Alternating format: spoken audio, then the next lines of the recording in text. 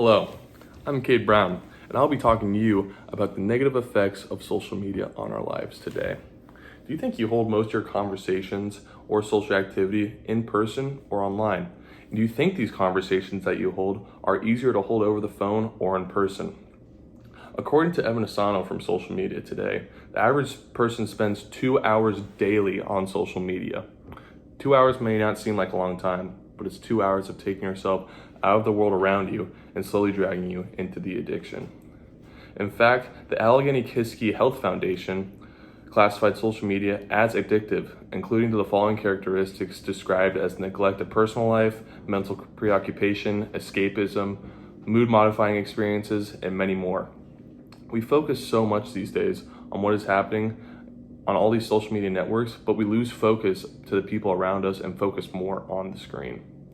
We're becoming so content with going straight to our phones so much that we forget to go outside or connect with any outside sources. Social media is completely taking away multiple social abilities by keeping us from talking with our mouths and more with our hands and fingers, creating mental damage and leading to an increase in cyberbullying and mental illnesses. If many of you can remember, most of our childhoods were spent outside, playing with our friends or playing with our neighbors, shooting baskets or playing tag, whatever you did, it was spent outside. And that was the case until about 10 or 12 years old when most of us got our first cell phones. And from that point on, we couldn't be torn apart from these cell phones. And it made everything easier, whether it was connection to our friends, connection to those we love from a distance, games, updates on news, sports, it had everything for us. But Christian Carruthers, a clinical psychologist at the Child Mind Institute in New York City, believes that social media is definitely a negative effect on our social cues. Negative effect is a big part of these cellular phones that we are first introduced to at a young age. She states that the frequent virtual connection through social media lack emotion when coming face to face with a person. Frequent users of social media may miss some social cues. Even though talking through the phone is still communication, it's a much different process for the mind and allows us to act slower compared to real conversation. For example, you may be moving around or doing, whatever you want during a conversation on the phone, but you'll still, seem connected even though you may not be connected. You could be doing something completely different. Whereas in person requires you to keep a good posture, eye contact, just a nice, to make your body look right during these conversations is key. And it shows that you're really listening to these people when you're talking to them. And there's so much that goes into human speech and in-person conversations that makes human conversation what it is. Yet social media and social networks allow you to dodge these unwritten rules. Along with the negative effects on social cues, social media and technology in general can leave us very susceptible to creating a bad digital footprint. And according to the New York Behavioral Health, a digital footprint is everything that's left behind from our past online activity. Whether it's text messages sent, social media posts made, every site that we've been on leaves breadcrumbs leaving to this digital footprint. And everything that has happened online can also always be traceable. And just hitting delete or hitting erase won't just make it gone forever. It'll always be there.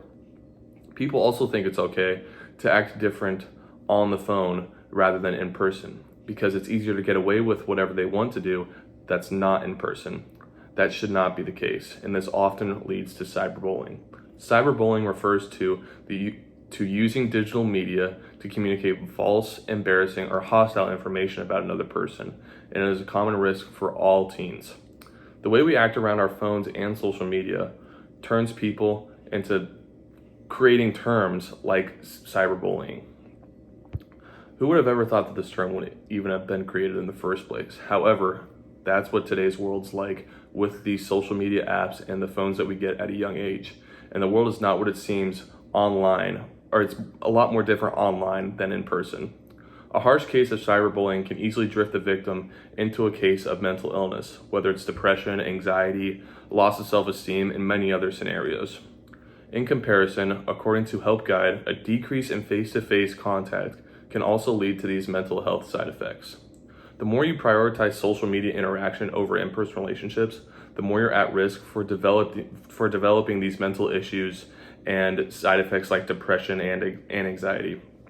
A completely structured life can turn into an absolute disaster for someone in the real world who uses their phone more than in-person contact.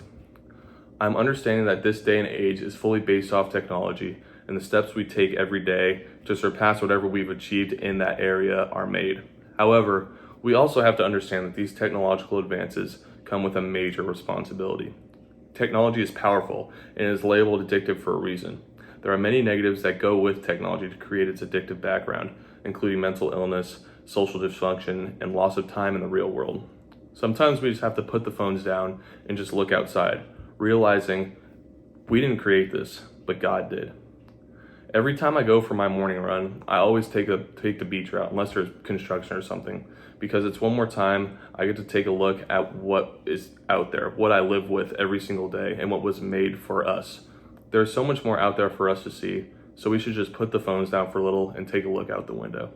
Thank you.